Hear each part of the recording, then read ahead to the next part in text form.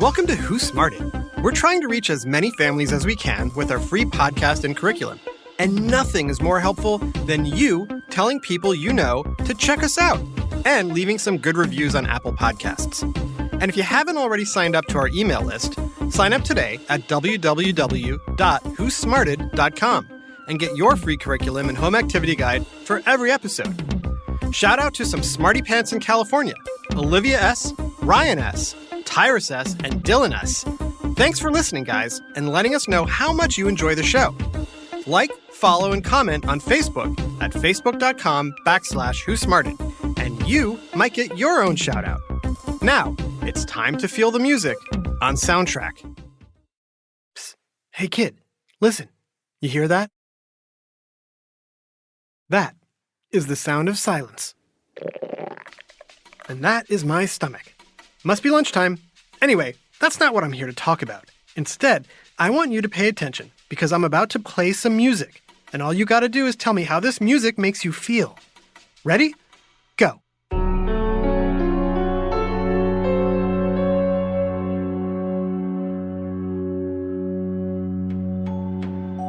So, what do you think? Did you find that music kind of creepy or scary? Did it make you feel like there could be a monster nearby? Don't worry, that's just my stomach again.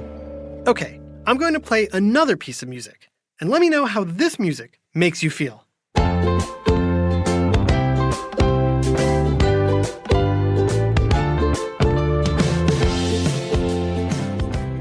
Would you say that music sounded happy or playful? Maybe even put a smile on your face? Yay! I bet you did. Listen, even my stomach liked it. Okay, one more. How does this music make you feel?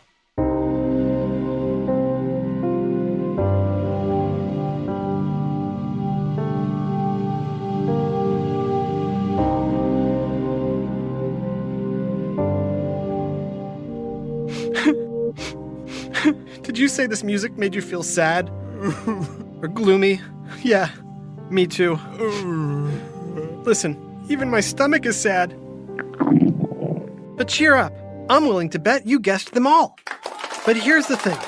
Why does some music make you feel happy? Or sad? Or scared? How can a bunch of musical notes have such an effect on your emotions? I don't know. And not just you. Most people who hear this music feel the exact same way you did. Well, it turns out there's a reason why music can make you hear, feel, and see all kinds of things that exist only in your mind. It's time for another big whiff of science on Who Smarted? Who Smarted? Who's smart? Is it you? Is it me? Is it science or history? Listen up, everyone. We make smarting lots of fun on Who Smarted. Honey, I'm home. Bob, it's good to see you. Would you like some lemonade? That would be great, Nancy. I'm super thirsty. Coming right up. and scene. All right, try to remember what you just heard while we play you a second scene. See if you can tell the difference. Honey, I'm home. Bob, it's good to see you. Would you like some lemonade? That would be great, Nancy. I'm super thirsty. Coming right up. Okay, those were two very different scenes, right? Did you notice a big difference between them? Yes! Would you say the people in the first scene were happy or sad to see each other? Honey, I'm home. You probably said happy. And what about the second scene? Would you like some lemonade? Did Nancy seem happy to see Bob? Or did it seem like something wasn't quite right? Like, maybe she's hiding something. Hey, Bob, I know you're super thirsty, but maybe you shouldn't drink that lemonade. Now, I know some of you are onto us. The scenes were performed exactly the same. Same actors, same location, same dialogue. However, you probably also noticed a big difference. And what was it? That's right. The music. But it wasn't really a song now, was it? It was more just a quick burst of musical notes. And that's what's known as a musical sting. Musical stings are used all the time in movies, TV shows, cartoons, video games, and of course, podcasts. A new smart head.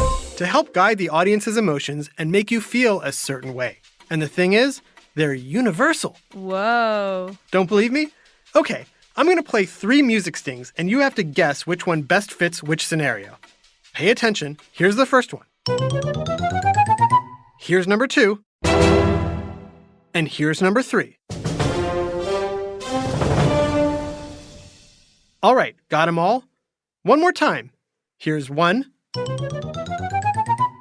2, and 3.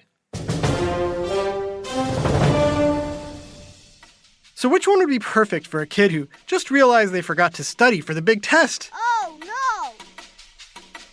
Did you say this one? Let's test it out. All right, class, take out your pencils for the math test. Wait, the test was today? Good job. Now which one would be good for a cartoon cat pushing a big rock onto a cartoon dog? Did you say this one?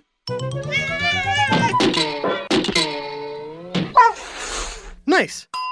That means all that's left is this one.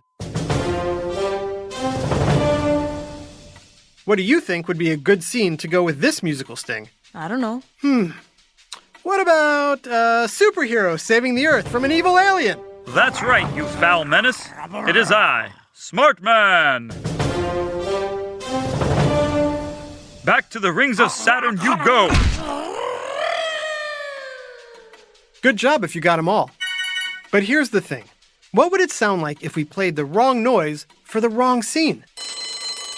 All right, class, take out your pencils for the math test. Wait, the test was today? That's right, you foul menace. It is I, Smart Man. Back to the rings of Saturn you go. It just doesn't sound right, does it? No! And it certainly doesn't help tell the story. So why do some music cues or stings make you feel a certain way? Well, it's all happening in your brain. And to find out why, you're going to have to stick around. The reason certain music cues or stings cause you to feel specific emotions all has to do with the way your brain makes connections and associations without you even realizing it. What? The reason these 2 notes are scary, while these notes are not, is psychological, meaning it's all happening in your brain. If only there were a way to interview your brain to find out what's going on. What would happen if I held this microphone to my head? Ow! Hello? Is anybody home? Yeah, this is a pretty silly idea. Never mind. Anyways, like I was saying... You knocked? What do you need? Whoa. Is this my brain? Who else would be living in your head? Come on, make it snappy. I'm a busy guy. Sure thing. I was wondering... Yeah, I know what you're thinking. I'm your brain, remember? You want to know why low notes make you feel anxious or scared?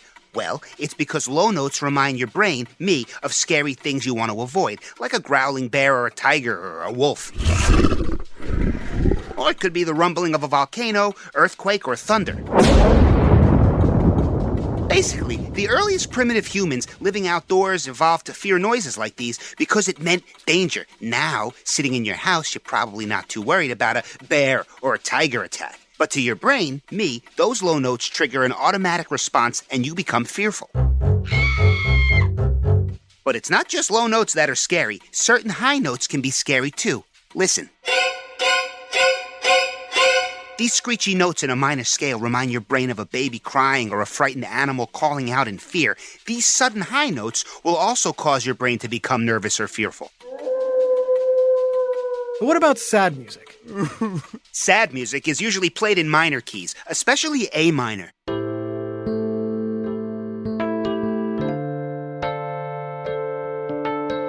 Minor keys almost sound like people crying, whereas major keys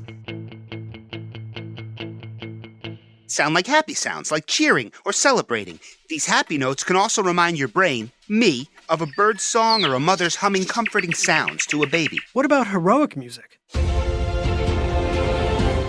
Heroic music is usually a burst of big notes in a major scale that signifies strength, as if the notes themselves are fighting back against the villain. When the notes rise up in the end, it signals in your brain, me, the arrival of the hero, and a call to action. But if the notes crash down,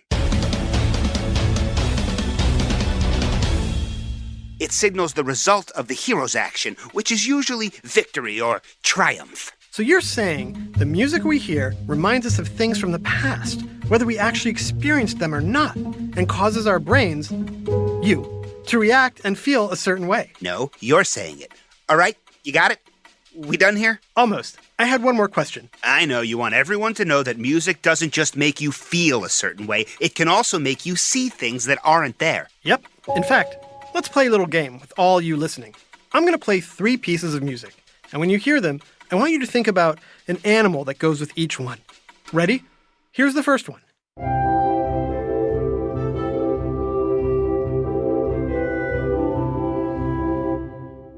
Okay, here's number 2.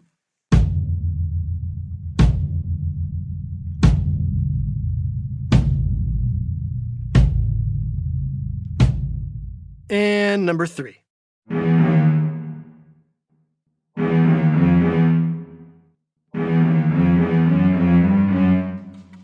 For the first one, did you think of something small, perhaps flying, like a bird or a butterfly?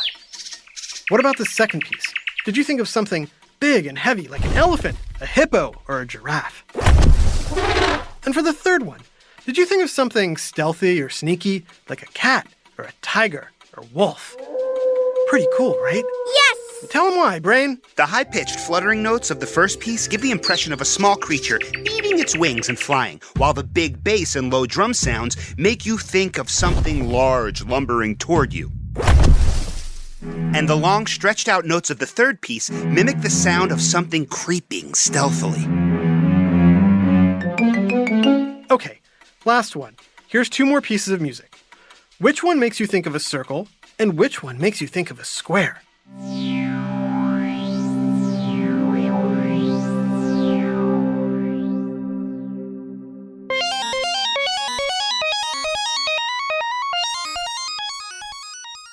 Let me guess.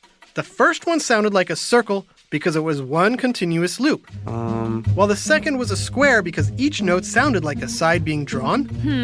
But just like the animals, these shapes only exist in your brain. That's me. Hey, I gotta run. I need you to start thinking about lunch soon. I'm starving. Yep, me too. Thanks for listening to Who Smarted. Please let your friends know about the show. There's a new episode every Monday, Wednesday, and Friday. Today's episode, Soundtrack, was written by Adam Tex Davis and voiced by Adam Tex Davis, Kim Davis, Gia Davis, April Cantor, Barry Blumenfeld, Ezra Blumenfeld, Jason Williams, Brandon Bayless, and yours truly, Jerry Colbert. Technical direction and sound design by Josh Hahn. Who Smarted was recorded and mixed at the Relic Room Studio. Theme song by Brian Suarez. Lyrics written and performed by Adam Tex Davis. Who Smarted was created and produced by Adam Tex Davis and Jerry Colbert. This has been an Atomic Entertainment production. On Who Smarted?